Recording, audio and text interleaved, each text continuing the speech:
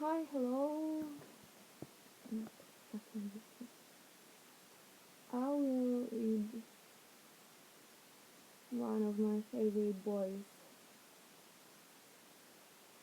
Schopenhauer. I hope I read this correctly. Alright. Um, Previously, there had been an obscure point in his knowledge of the world which had arisen through his omitting something in his early education, whether he had been either artificially educated by men or just naturally by his own experience.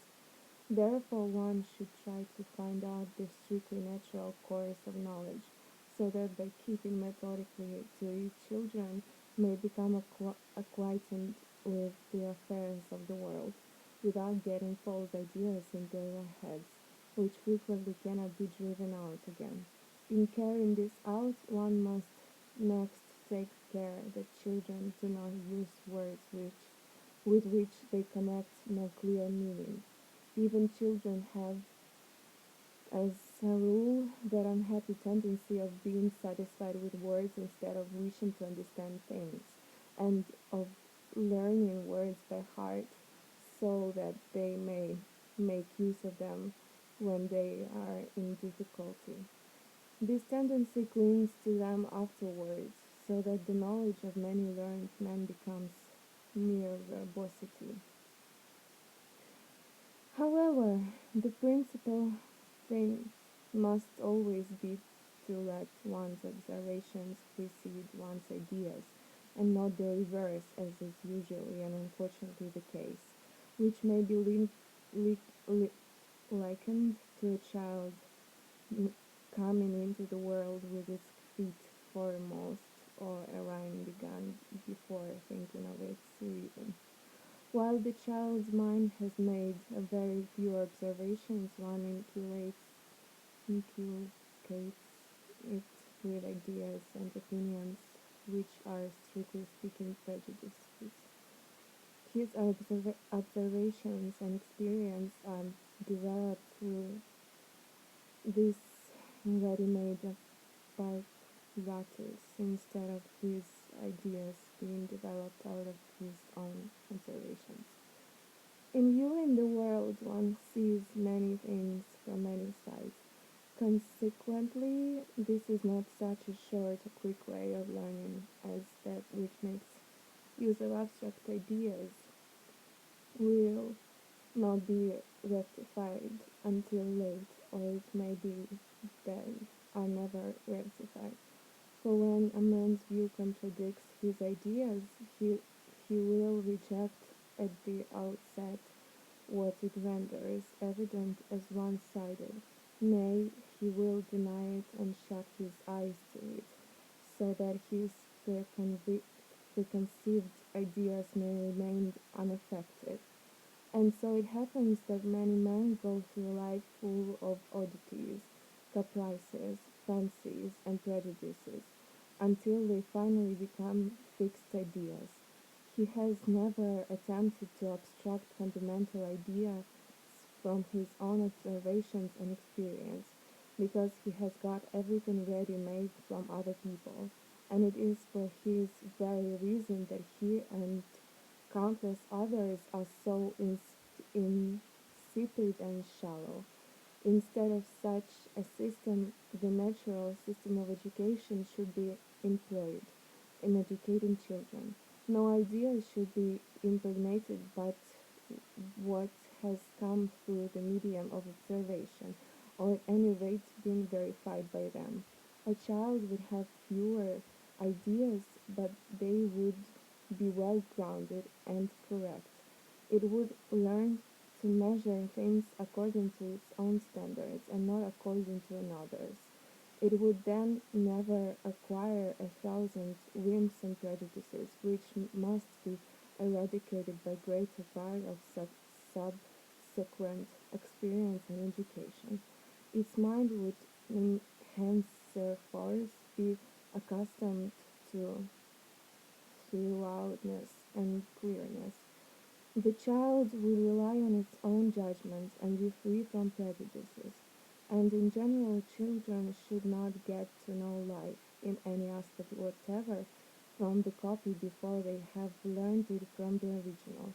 Instead, therefore, of hastening to place mere books in their hands, one should make them gradually acquainted with things and the circumstances of human life, and above everything one should take care to guide them to clear grasp of reality and to teach them to obtain their ideas directly from the real world and to form them in keeping with it, but not to get them from elsewhere, as from books, fables, or what others have said, and then later to make use of such ready-made ideas in real life.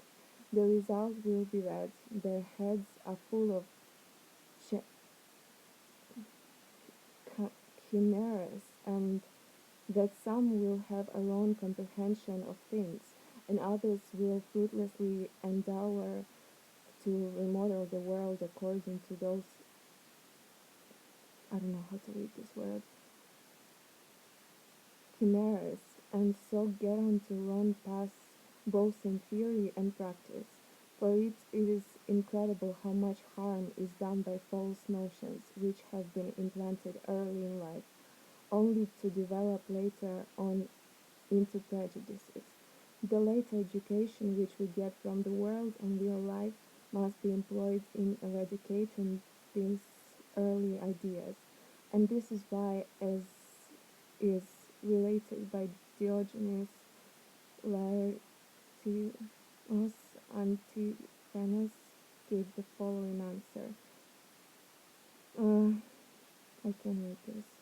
Children should be kept from all kinds of instruction that um, make errors possible until their 16th year, that is to say, from philosophy, religion, and general views of every description, because it is the errors that are acquired in early days that remain, as a rule, ineradicable, and because the faculty of judgment is the last to arrive at maturity.